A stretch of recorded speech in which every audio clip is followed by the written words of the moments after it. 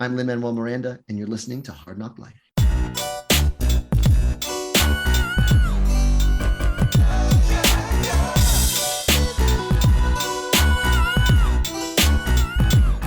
Well, it's the NOC in full color, you see me? The Hard Knock Life. Comics, movies, and TV, yeah.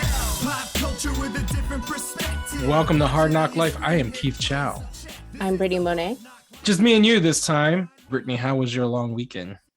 It was good. I recorded for my other podcast, Naomi, which, you guys should check that out. And that's kind of like all I did this weekend and hung out with the family. So nothing too crazy over the top, You digging the Naomi show? I mean, you guys have been anticipating that for like a year, it feels like. So yeah, so far it's really good. It is a departure a little bit from the comics and the way that they're going to be, like, I think, revealing the mysteries. And there's a certain character that they introduced very early into the pilot. Like, you see this character in the pilot, which if you actually have read the book, it doesn't happen until like you don't meet that person till like the last two, or like, because if you read it in a book, they do it in chapters, but it's like technically the individual issues all in one book. Like, it's not till like the last chapter or two that you actually are introduced as character. So I don't know if it's a red herring and it's not actually that character, or they just really took liberties and have changed up the way that character is, because this character is supposed to be really menacing, and then in the show it's just more like he feels more like an antagonist than like the actual like bad guy, you know what I mean, the main villain. That makes sense. Yeah, is Naomi in the Arrowverse, or you can't tell, or because I know, like, just from the teasers and the clips of the first episode that I did see, like, Superman is a fictional character that somehow comes to life. Is that how it plays out?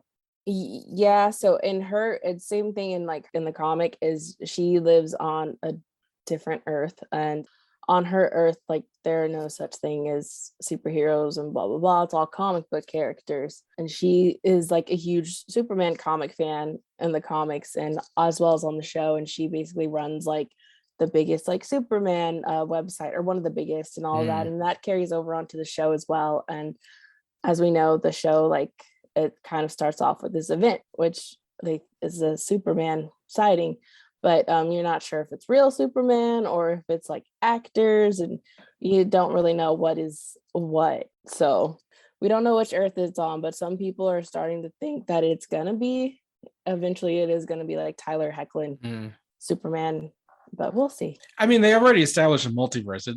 Why not bring Tyler Hoechlin, and like, it'd kind of be silly to cast yet another Superman.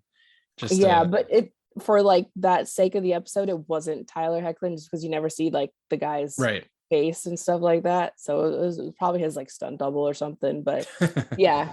And they don't shoot in Vancouver either, though. That might be another difference, because normally, which is weird, right? Because what is the name of this place? Port Oswego or something? Port Oswego, which is like Seattle. Yeah, but like, why did you not go ahead and shoot in Vancouver like your other CW shows? Because this one actually takes place. It was I always thought it was funny, like when Smallville would say we're in the middle of Kansas, but there'd be giant ass mountains and pine trees. It's like, motherfucker, you ain't in Kansas.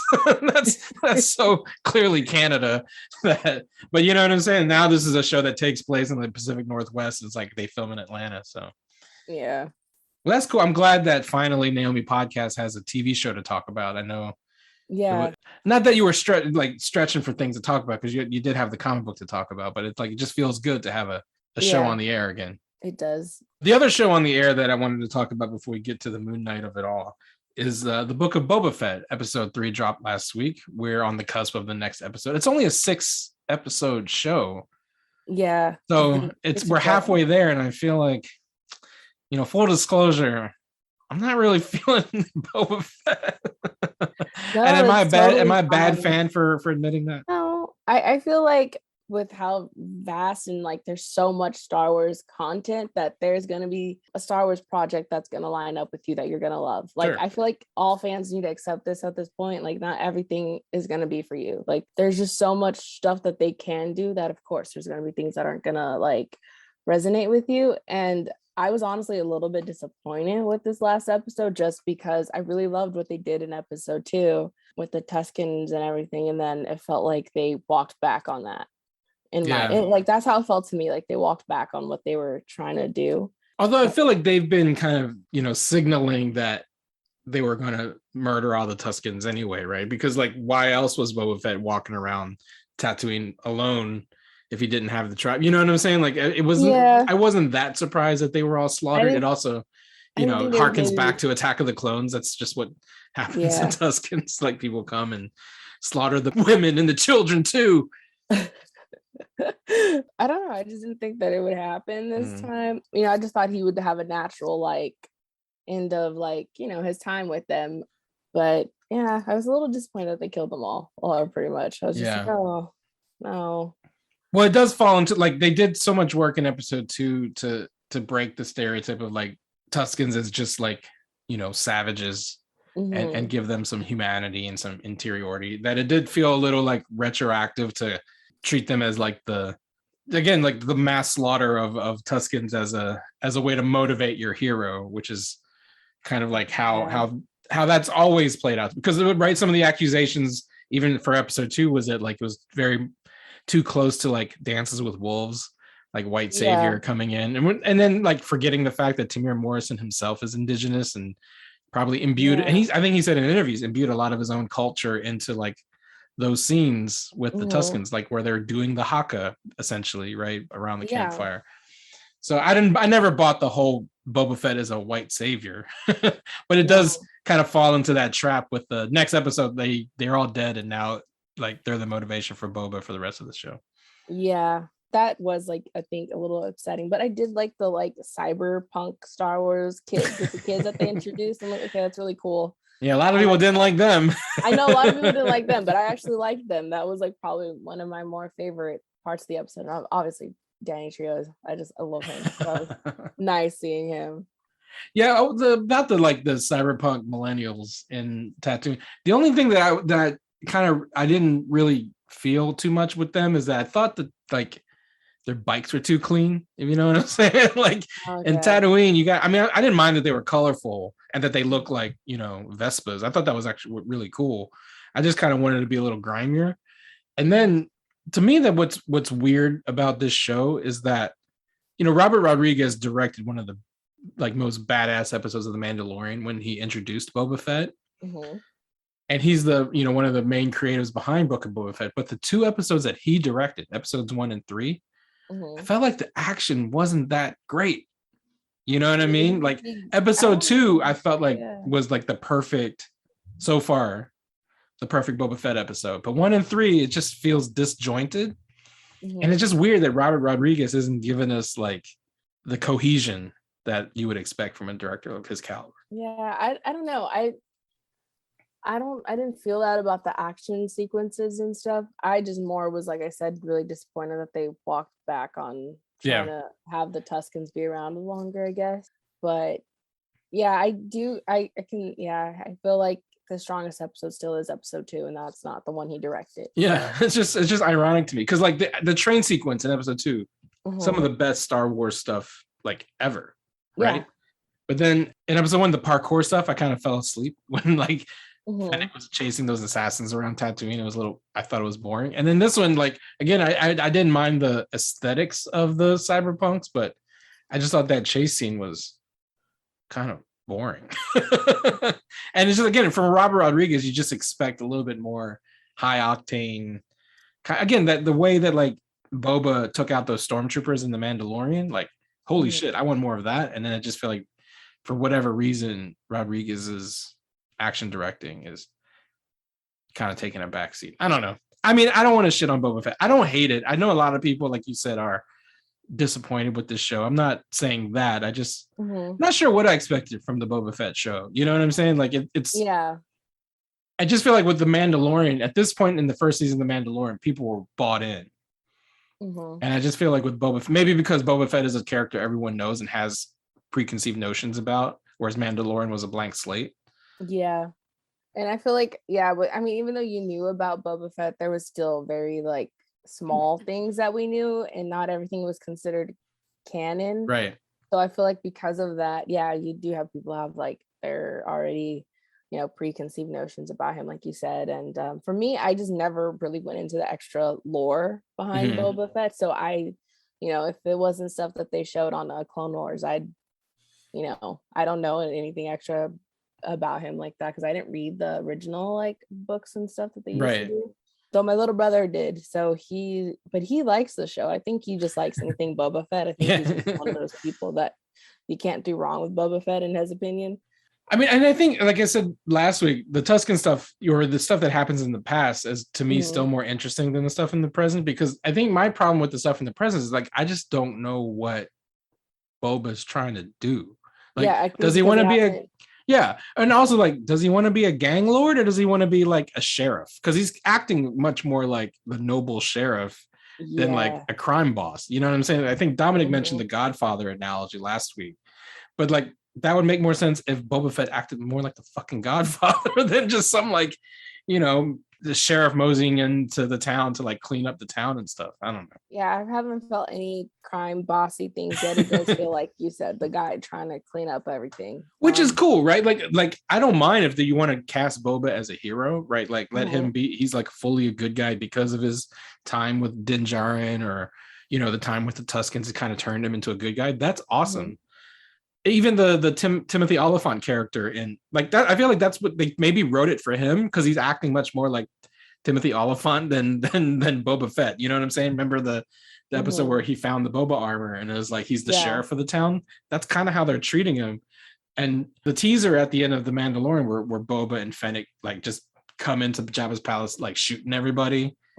Ever since then, he's like, I don't like shooting people. Like, what? Yeah. You just murdered Bib Fortuna in cold blood. What are you talking about? Yeah, I don't know, unless they're trying to like hold back on all that stuff in the later half. So we'll see. He just starts like murking dudes. Yeah, I'll probably stay up to midnight for it. So yeah, we'll see. Yeah, by this time next week, we'll have more context about Boba Fett. But like I said, I mean, that's what's also wild is that we're like 3/4 of the way in. And I just don't I feel like the plot is kind of, and again, I'm not even all about the plot. I just feel like the characters are a little like, it's just a lot of scenes of Ming-Na Wen and Tamir Morrison sitting around tables talking about stuff and not doing stuff. That's kind of that's what I'm most disappointed. I want to see like Fennec and Boba do shit, not just like talk about shit. Yeah. Anyway, one more TV thing I didn't watch, but I know you said you watched. Peacemaker debuted last week. Yes. Well, I've only watched the first episode, so I can only talk about the first episode, but it's very great. And if you have not actually seen the Suicide Squad movie that James Gunn did, they do like basically like a sizzle reel of everything you need to know from the movie to be able to watch like Peacemaker. So if you're like, oh, I kind of want to watch it because I like John Cena, but I really don't want to watch the Suicide Squad, there you go. You can watch the little like sizzle rule that tells you everything you missed and you get like previously on the Suicide Squad. Literally, no, it starts off like that. It says previously on the Suicide Squad, and then like you see everything from the Suicide Squad, and then it goes into it has a very great credit sequence. Yes. I think it might be my favorite credit sequence. You know, I was going to say like the opening titles, I think James Gunn even said like he did this on purpose because he didn't want people to skip intro like you tend to do when you stream shows. And so I have seen the dance sequence. We shared it on the Nerds of Color. Like they release it on YouTube, the entire dance sequence that opens every episode. And yeah, that alone is worth the price of admission. It definitely is worth watching. I haven't watched the other 2 episodes, but it's very good. John Cena is great. And his character is like kind of like a maggot dude, but they're not making you like, oh my God, I feel so sorry for him. You're more like, oh my gosh, this guy's such a bumbling idiot. I can't believe but he's also surrounded by like a pretty like interesting and cast. diverse team, which is cool. Yeah, everyone it's just really funny. He just is kind of like, you're like, oh, this guy's like a bumbling idiot loser and thinks that's the point though, right? Yeah, it's the point. And like he really thinks he's like doing everything great for like America and yeah, I'm still mad about Rick Flag, but all right. Well, that was another clip that they revealed on YouTube where even Peacemaker is a little upset about killing Rick Flag. So like there's that. I don't know if that's from episode 1 or 2 or 3, but there's definitely a clip floating around that HBO Max release where he's like laying on his bed and he's playing the record and he's like crying over the fact that he murdered Rick Flag. He feels some regret too. That's good. So Peacemaker is not the only streaming superhero as I said, we delayed our release of this podcast this week because we wanted to talk about the Moon Knight trailer. So why don't we take a break? And on the other side of the break, we'll come back and talk about Oscar Isaac in the next big Disney Plus series, Moon Knight. Cheers to 2022 and resolutions you can actually keep. How about having clean and shiny balls all year round? That's why our sponsors at Manscaped are here to save your balls and make the balls the cleanest and sexiest they've ever been. Set your first New Year's resolution with good intentions and join the 4 million men worldwide who trust Manscaped.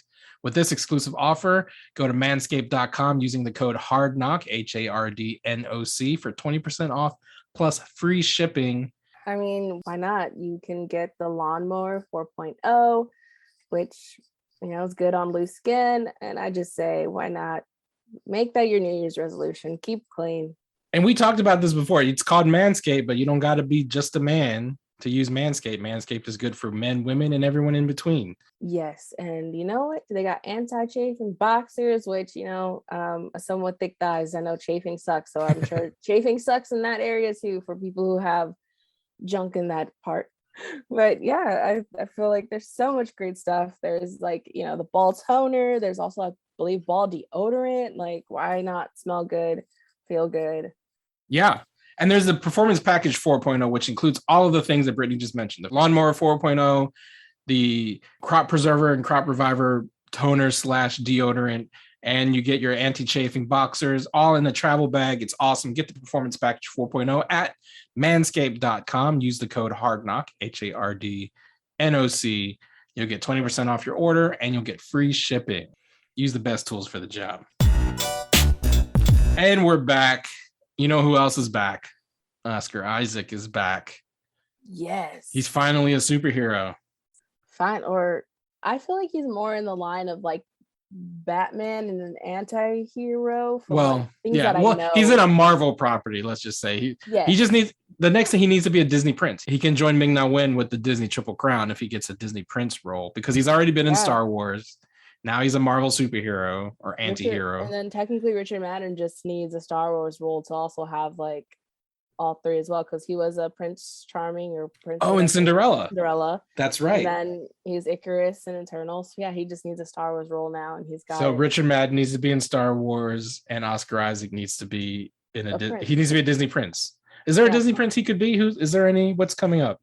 What live action Disney is coming up that he could take over?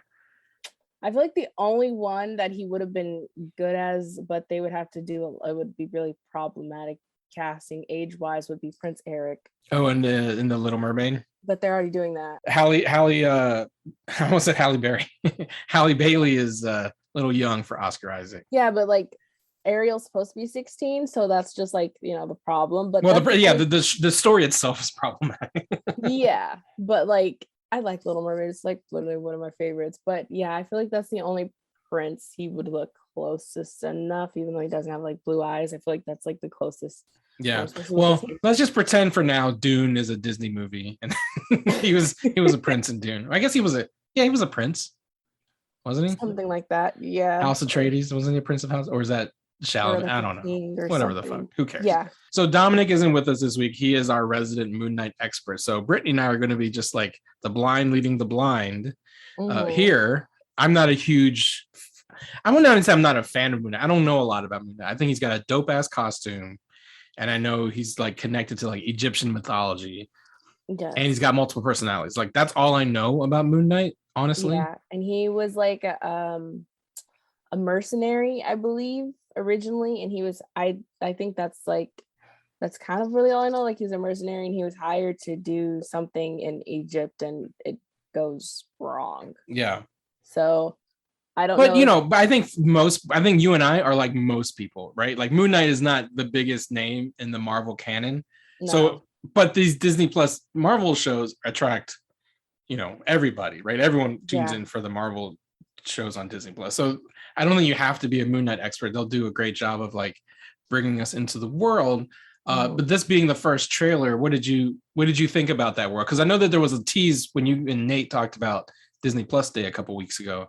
But now that we're seeing the full-on trailer, we get to see Oscar Isaac's ridiculous British accent up close and personal. That's the only thing that is driving me insane with it is like, and I don't know if it's like on purpose where he like, what is it? I don't know, like the personality thinks he's like, because he sounds more like an aristocrat too, not just like just not like a general British accent. Like, and I'm not gonna even front and act like I can do a better accent, but like still just like it felt very much like more aristocraty than like the type of like bumbling, like not bumbling, but like messy like guy that he's trying to play. It just doesn't fit like that personality, you know, if that makes sense. Yeah, for sure. I mean, we just talked about, I don't think he doesn't really employ a British accent in Dune, but there was something like definitely regal about the way he talks in Dune, you know? And I it guess wasn't the same. yeah. Well, and I think to your point though, I think it's part of the personality disorder piece, and he's not. I mean, that's not his real accent, and it's like intentionally terrible because he's supposed to be thinks. from New York. Yeah.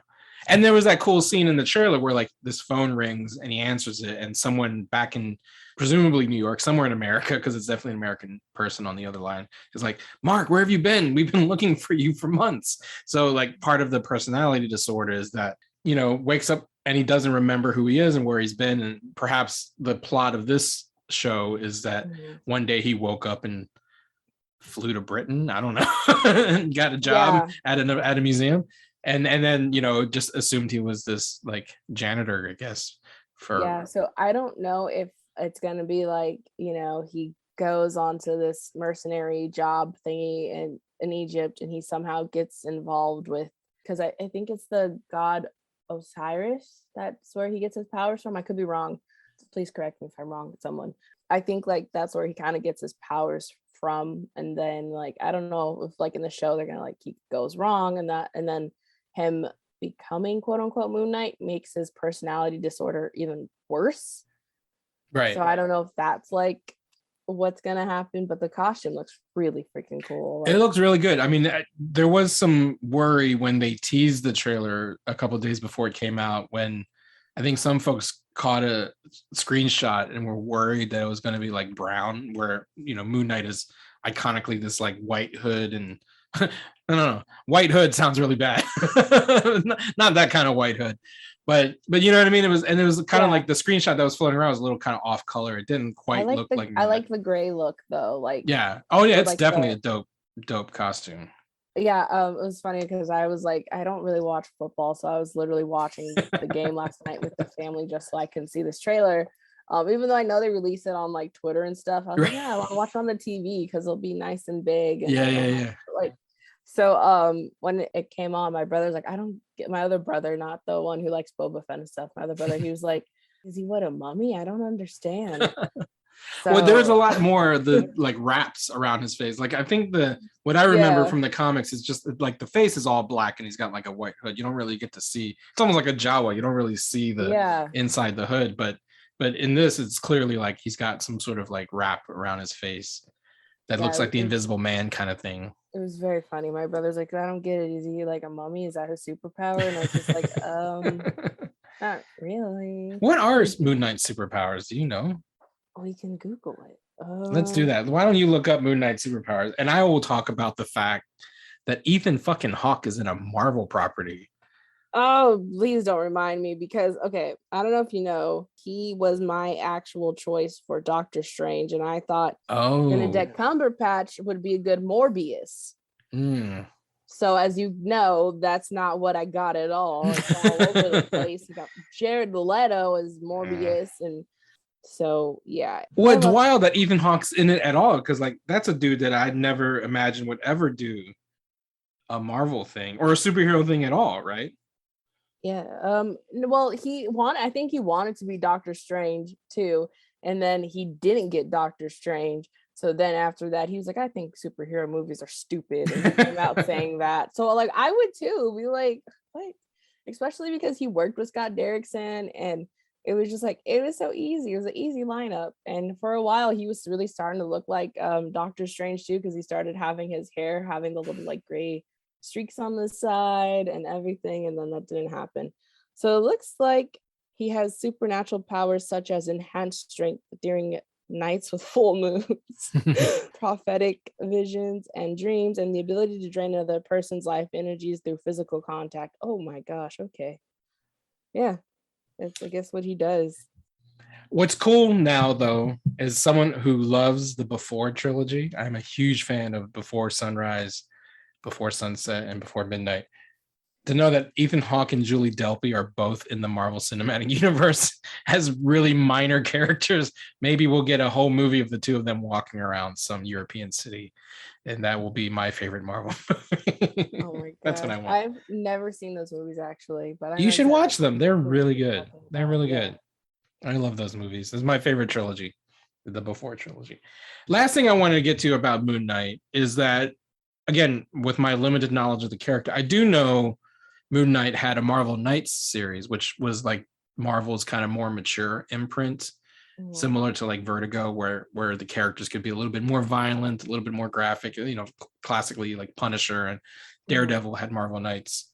Blade, of course. Like there are more R-rated version of Marvel's characters. And the fact that Moon Knight is like on Disney Plus means that Disney, it has to be more Disney. I don't mean Disney-fied in a negative connotation, but it has to be PG-13. Like there is a rule, at least in North America, that Disney Plus does not have any content on it that's above PG-13. Yeah. And Moon Knight, even from the trailer, like the scene where it closes in on him beating the shit out of someone with the cape, Mhm. like it feels much more in the vein of the Daredevil Netflix show than anything that's been on Disney Plus so far. Like, do you think they're going to push the envelope with this? And I mean, think it's not on Hulu, it's on Disney Plus, so it can't get too crazy, but it looks pretty it'll intense. probably be more than the other shows, just because I feel like the idea of the character, you know, a mercenary goes to Egypt and then he gets powers from an Egyptian god, and he also has a personality disorder. Like that's already, I think, a little bit not Edgier. edgier. Yeah, that's already edgier than like some of the other characters that they've done. And then obviously they introduced Dane Whitman, who's, you know, the Black Knight and the Ebony Blade and Eternals. And I know that Moon Knight and like they're all part of the Midnight Suns. Mm-hmm. So I think like there has to be a little bit more, because especially the rumors are Blade might end up being an R-rated movie, even though it probably won't. Like he runs in the same circle with Blade and them. Mhm. So there is going to be, I think, a little bit elevation, and there's rumors that Daredevil's popping up somewhere in some of these other shows. So I don't know if that's why it's going to have that feel, because Daredevil might be there. I don't know. And, you know, I mean, honestly, like you can be mature without having to be R-rated. You know what I'm saying? Like, because like the R rating is fairly arbitrary in that, like, all it means is that you said fuck more than once, right? Like if you say fuck twice in a movie, it's automatically an R-rated movie, right? That's why Hamilton had to censor like a couple of references to the F word so it could be on Disney Plus, so it could get a PG-13. Whereas otherwise, Hamilton itself is not. There's nothing R-rated about that show. So it's pretty arbitrary. That's why sometimes I feel like when people kind of like get disappointed and like, oh, it's not R, or when they force an R rating on things like The Hobbit or Batman, it's like it doesn't have to be R-rated to be like dark and edgy and mature, right? Even there was some consternation on the internet by certain fanboys who were mad that Matt Reeves' The Batman, the rating came out and it's going to be PG-13, and people are like, well, that's so fucked up. It looks, it's like The Dark Knight was PG-13, and no one's like looking at that movie like that's not mature. You know what I'm saying? Like, yeah, just because you don't see someone's head get cut off or like someone's arm bone get ripped out doesn't mean that's what makes something mature. You know what I'm saying? Exactly. Yeah. Lots of gore or cussing does not necessarily mean, it's automatically like, you know, like you said, mature or whatever. It's actually less mature the more like, gore and cursing you put in something. Like, you know, there's dramas that get R-rated and they sometimes don't even have explicit sex scenes, and all they said was like, you know, maybe the F, like you said, the F word twice, and that's why it's rated R, when like there, you know, there's nothing actually like R-rated what some people think as R-rated. It's not even happening. So yeah, but we'll see. I think that it is gonna be a little bit, just from the trailer it looks more edgy, but you know, trailers can sometimes be deceiving, but we don't know. But yeah, I'm really excited just for these slate of shows coming out this year, even though I was kind of like about it with that teaser thing. I think it's just the accent really just throws you off. So well, and then I guess it's the first one, because that's the only one with a date because we still don't know when She-Hulk's coming out. We don't know when Ms. Marvel's coming out. No. We don't know when Echo is coming out. Like all of the other Secret Invasion, all the other Disney Plus shows, we don't have a date. That was the other cool thing about the Moon Knight trailer. Like not only was it a trailer, but it gave us a date, March 30th. It starts streaming on Disney Plus. So like that's like 2 months from now, right? Like that's not a long. And it has to be the next show because they would have announced something by now if something comes out between now and March 30th. So yeah, I don't think because Bad Batch is coming out probably after. I think after Moon Knight or after Moon Knight, Boba Fett. I think so. I think after Moon Knight because then Kenobi is coming out this year too, right? Is it coming out this year? So yeah, it's a lot of stuff coming out in 2022. Yeah, Kenobi's 2022. It just doesn't say when. So is Andor. Yeah. Yeah. Not all the Marvel shows are coming out this year, right? I know Ms. Marvel's definitely coming out this year. I know She-Hulk is definitely coming out this year. I think both Ms. Marvel and Secret Invasion are tied to the Marvel movie, so they have to be coming out this year. Yeah. That's the thing. I mean, that's true too. Like all of the date shifting maybe screwed up the Disney Plus schedule too, because even Multiverse of Madness being moved, because originally Multiverse of Madness was coming out in March. And that got bumped to May. Yeah. And, so far that's been the only like domino to drop. Have you heard the rumors that apparently Tom Cruise is going to be playing a I saw that. I don't buy it. It's just, they're like John Krasinski's Mr. Fantastic. That's some bullshit. I don't think any of that's true. I don't know. Some like just everyone's fan cast. Come back. What's his name? Ian Gufford. Yeah. Well, that's the thing. Like, if you're gonna like not at like previous versions of characters, like Tom Cruise was never Iron Man. Like, makes no sense for Tom Cruise to show up as Tony Stark, right? Yeah. Like that reference doesn't make sense to anyone unless you were like a fanboy in 2001 who was like Tom Cruise should be Iron Man. You know what I'm saying? Like, yeah, it doesn't mean anything to have Tom Cruise walk out in the Iron Man, so people would just be confused. I think so, yeah. But if you had Ian Grufford come out as Mr. Fantastic or even Miles Teller, at least you're acknowledging an existing version of that character. If John Krasinski comes out, then you might as well cast him as fucking Mr. Fantastic in the MCU. Like having him be an alternate version, like fan cast. Sorry, the multiverse. The only thing that doesn't exist in the multiverse are your fucking fan casts. That is not existing in the multiverse, people. I like John Krasinski, but I don't think I want him as Mr. Fantastic. I really am on the like Raoul Collie train for like I just see him playing that character so well. I know you already said he's denied it and he doesn't want it, but I still want the entire cast of The Good Place as the Fantastic Four. I want William Jackson Harper and Kristen Bell as Mr. and Mrs. Fantastic. That's and Jason Mendoza, aka Manny Jacinto, as the Human Torch. And so then that would make Jamil is the thing. But not that. I mean, is he adopted now? Like, is Johnny and Sue, are they adopted siblings or why not? I don't know. I think Michael B. Jordan and Kate Mara can be brother and sister. Manny Jacinto and it bothered me that they were like adopted siblings when it felt like, why couldn't you just get another a black woman to play? Well, yeah. That's my thing. It was like you could have got a black woman to play Sue. Absolutely. I mean, I just like the symmetry of The Good Place. I know, but then Ted Danson can play Dr. Doom. That's it on the Moon Knight. Again, we apologize for not being the Moon Knight experts. Anyone who wants to rake us over the coals for not knowing all of the intricacies of Moon Knight's long canon in the Marvel comics, please keep it to yourself because I don't give a shit. I'm here. Hey, look, Dominic's here. Hey, what's up? So we were just talking about Moon Knight and realized we don't know jack shit about Moon Knight. And this whole episode's supposed to be about Moon Knight. So I know you couldn't join us at the beginning, but you have some things to say about Moon Knight. Yeah, well, it's interesting. I mean, I'm not sure a whole lot of people know about Moon Knight. Like, he's one of those characters who, again, I'm not sure is anyone's favorite character, but to me is really good design and there are really good concepts involved. I mean, he might be like an Ant-Man type test case. Like, is this one like really weird enough to set some of the Marvel fans who've been following this long off and like, what the hell is this? But anyway, I'm not saying I know some things about Moon Knight. I know some Moon Knight. Not That's more Moon Knight than I know. He has different aspects. There's I'd say, to my recollection, there's the mental state aspect, mental state in distress. There's the Egyptian god powers aspect, secondly. And then there's the third aspect where I thought he was always a riff on DC's Batman. Did you ever get that impression? I thought he was sort of a parody. And I've heard that, but again, not knowing much about Moon Knight.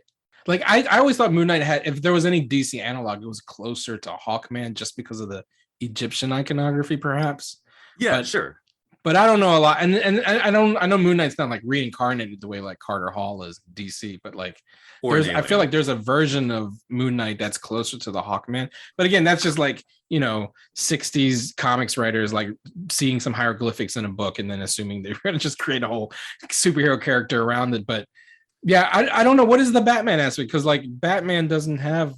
I mean, I guess you could say he has like dissociative disorder, not necessarily multiple. Oh no, it's more the rich guy vigilante aspect. And yes, is he rich? Is the Moon Knight rich? The Hawkman aspect is very well said. I think best a mashup of classic Hawkman and Batman, I think, is what's happening there. Yeah, but back in the day, like again, I didn't look this up. This is fan recollection of reading the comics.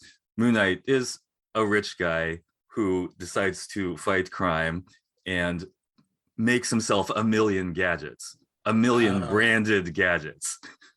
Oh, really? Like moon branded? Little moon throwing darts, like Batman's little bat throwing darts. A moon copter, a moon plane, and he travels around New York just with his moon, gear, Mobile. like just leaving it everywhere. But the joke was that he just wore white. Right. I mean, He was Batman. That's where I thought it was a parody, because he was like, what if Batman gave up this Night Stalker thing and just wore a ridiculous white outfit? He's the Moon Knight, not the Dark Knight. Yeah. Maybe. Exactly. Yeah, it's a million puns on Knight, and I mean, Moon Knight is just hard to say, but I think we're going to get used to it eventually. Yeah. So there's that, and I think, I mean, for me that was the main thread when I was reading him back when he was showing up in a lot of Power Man and Iron Fist comics. He was more the weird white wearing Batman analog. But I think maybe because that was too Batman-y at some point, they started leaning into these other aspects which complicated him, which are the Egyptian mythology parts and his sort of multiple identity things, his multiple personality issues. And I think that's what they seem to be leaning into for the trailer as well. Yeah. The thing where I never caught the Batman illusions is that I didn't know there was a Moonmobile and a moon copter and moonarangs, I guess. It's a little less stupid than the Batman gear, because I mean, like, moons do show up in the sky. Yeah, well, that's true. But moonerang, I'm coining that phrase. It's not a moon throwing star, it's a moonerang. Yeah, they're called crescent darts, like crescent moon. I still like moonerangs. Okay, fine. Sounds like an ice cream sandwich, but I'm sure he has those too. I never bumped on that because I didn't know about that aspect. But I always thought of what little I know of Moon Knight, like he's more of like a supernatural character. He's got more like, augmented superpowers than Batman, where, so that's why I didn't see the connection. But now knowing that there's like moon copters and stuff like that, yeah, I can totally see, like I said, the Moon Knight being a riff on the Dark Knight. That said, talking about the Oscar Isaac trailer / Disney Plus series, what was your impression? Brittany and I earlier talked about how it's leaning into the multiple personalities thing, like that ridiculous British accent he's using. Yeah. Perhaps it's intentional. I can't remember him being British at all in the comics, but of course you can't discern that from reading the text. I forgot about that. Maybe that's in the comics. Yeah. Well, what are your overall impressions of the Oscar Isaac version of Moon Knight? Well, man, Oscar Isaac is really becoming one of the nerdiest actors alive, right? Did you guys talk about that? We did. We mentioned like Ming-Na Wen, he's a Disney prince away from the Disney Triple Crown, since he's been both in Star Wars and now he's a Marvel superhero. Yeah. And he was Apocalypse. And that's right. I forgot about that. I mean, I don't think there's much you could do with the role of Apocalypse. So, God. Well, and he's also in Dune. I mean, I said we can just pretend Dune's a Disney story, and then there's your Disney prince. They also could have called this Dune Night, but all those fan fictions aside, Oscar Isaac is a very handsome man, and I do believe great actor, and my favorite character of the Star Wars sequel movies. Trilogy. Yeah, I really like that Poe guy, and like a lot of people, Poe had a better arc in that Trevorrow's undone episode 9 script, and yeah, it looks like they're giving him a lot to do. he's a very handsome man, and so putting on the mask is another issue. That's the first thing my brother said. It's like, are they gonna put him in that full mask all the time? What did you think of the costume? Like, there was some talk about it being, I think there was a screenshot before the trailer came out, and it looked a little like grayed out or brown. Yeah. And people were worried it wasn't going to have that like classic white, superhero costume look to it. Did you like the Moon Knight costume? Well, yeah, the classic white thing is never going to play in actual filmed entertainment. That kind of thing just looks Doesn't weird. Translate. Yeah, it's cool when you draw it because of the sheer contrast. But yeah, and with the bandages and stuff, he looks a little bit like a mummy. So they're definitely going with the more like powered by ancient Egyptian forces from beyond the realm of the dead kind of stuff.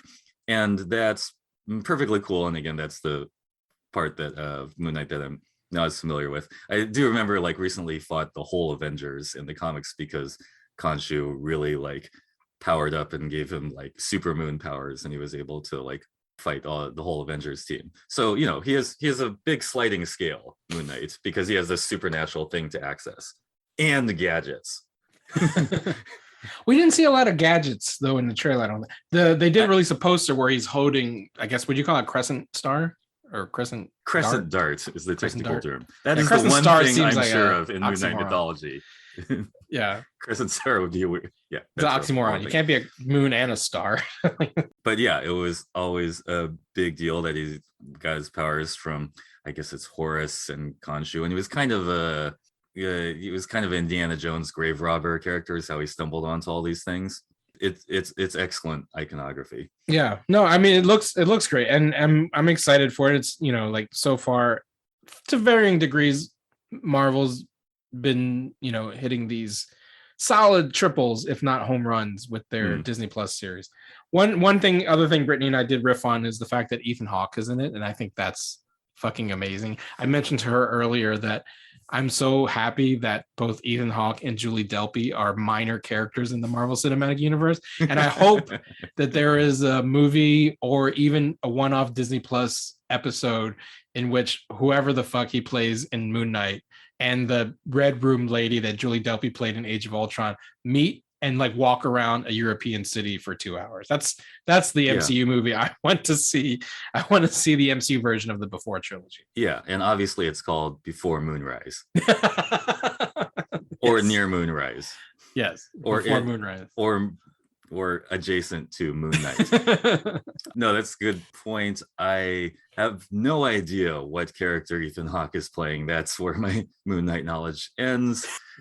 I have no idea what villain that is. One thing I did want to mention is that it's interesting because I don't know if you talked about this, but like we could say that psychological complexity and psychological nuance is not something the MCU proper has been super grappling with, as opposed to the Marvel Netflix series, where you had some people with some really weird interiority and really serious mental conflicts going on. Daredevil, Jessica Jones, Luke Cage. Those series were exceptional for how they painted the character's mindset in a certain way, especially of a super powered vigilante running around New York at night for some reason. Well, you did touch on the fact that just from the tone of the trailer itself, it didn't feel like a Disney Plus Marvel show. It felt more like a Netflix Marvel show. The tone of the trailer, particularly the scene where it like zooms in on Moon Knight and the Cosmic just wailing on a dude. Like there was very much it seemed a lot edgier for Disney Plus than what is traditionally a Marvel Disney Plus show, for sure.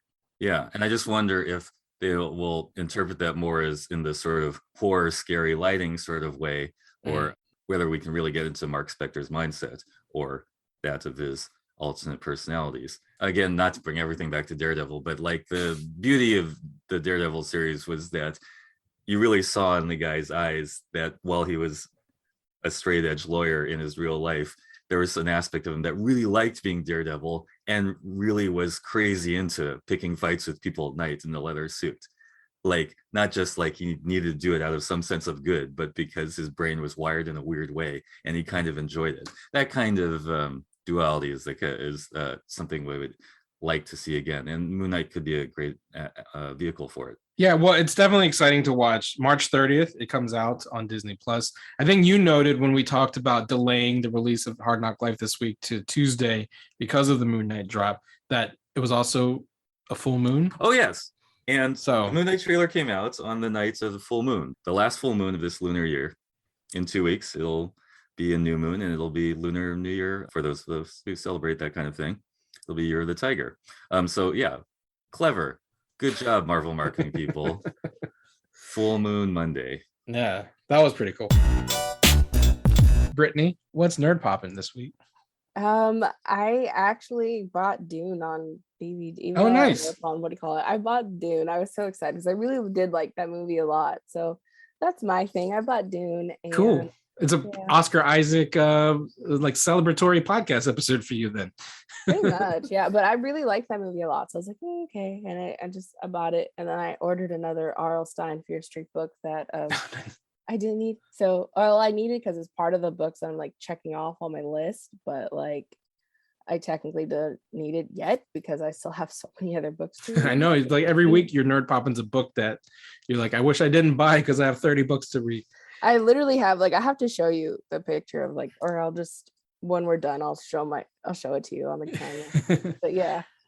Speaking of Dune on Blu-ray, I think I read somewhere it's the Blu-ray. Like one of the store exclusive packaging is inside the pain box that Paul has to stick his hands in. And I'm like, but why would you want to put your DVD inside that? Because like you don't want to reach in there to pull out your movie, I don't know. Yeah. No, I just got the standard like you don't want a pain box to stick your hand in. I'm good. Yeah, no, it's a Oscar Isaac, Timothy Chalamet double feature you could have. Oh, real quick, this is not my nerd popping, but I did want to RIP since Jason Momoa is in Dune. RIP to Jason Momoa and Lisa Bonet. Oh, I know. I can't believe. Right? That was crazy to see that they're splitting up. I saw all of the jokes on Twitter about like Pete Davidson has to choose between who he's going to get with now, Jason Momoa or Lisa Bonet. I thought you'd appreciate that humor since that's Pete Davidson's thing now apparently is who just got divorced. So what's nerd popping for me is this week Leslie Grace tweeted out herself as Batgirl in the speaking of shit coming out in 2022, Batgirl is hitting this year as well, and we got our first look at the Batgirl costume, and it is dope as shit. I love it. It's the Burnside costume, which is ever since that came out, the Batgirl Burnside books came out. I was like, not only are we going to see so much Batgirl cosplay coming out of this costume, if they ever do a live action Batgirl, it's got to be this costume. And they've exactly taken that look to some fanboys' consternation, but screw those guys. I don't care what they think. She looks amazing. And I love the costume. We don't get to see the boots. I hope she's rocking like the yellow combat boots too. But yeah, I'm sure she is. I liked it. I didn't see any issues with it. So it's because you're not a 13-year-old man child, It's true. But yeah, I think it's a good costume, and I think she's gonna do great because I really loved her in The Heights. So yeah, I just think it's dope that Nina Rosario is Batgirl. To go from In the Heights to Batgirl. I mean, the whole cast, right? Like she's in Batgirl. Anthony Ramos is in the next Transformers movie. That's what, and Melissa Barrera's in the new Scream movie that just came out. Like, which I need to see, but yes. That's what Lin-Manuel talked about. Like even if In the Heights wasn't like the hugest box office hit of all time, what it does is it puts these actors out into the world and says, hey, Anthony Ramos, Leslie Grace, Melissa Barrera, they can be huge movie stars too. Put them in your franchise properties. And boom, look, Scream, Batgirl, Transformers, like 3 of the biggest franchises of all time. Yes, which I love Scream, so I'm planning on seeing that soon. Hopefully I'll see it before we do our next episode, so that'll be maybe my nerd pop. Yeah, of course. Yeah. I've heard nothing but awesome things about it, so same. I think you'll love it. All right, that's Hard Knock Life for this week. Brittany, how can people find you on the internet? You can find me on Twitter and whatnot at Hi Brittany Monet, and you can also check out my other podcast at Naomi Podcast at Twitter and stuff. And that's also like the double stream of the Witchy Waging Room. So yeah, check that out. Dominic, how can people find you on the internet? Oh, I'm Dominic Ma, Dom Ma, DOMMAH on Twitter or Instagram. You can find me on Twitter at the Real Chow, _real_Chow, and on Instagram at Real Keith Chow. Follow the Nerds of Color at the Nerds of Color, and go to hardknockmedia.com to find this podcast and all of the podcasts in the network. Give us a rating and a review if you do. Subscribe to our videos at youtube.com/the Nerds of Color, and support us on Patreon at patreon.com/the Nerds of Color. Until next time. Every moment of my waking life. See, you can't do the cheeky British accent. Better than Oscar Isaac. Comics, movies, and TV, yeah. Pop culture with a different perspective. Watch it on your screen, hit play, so check this. This is the hard knock life, but not the chick kind.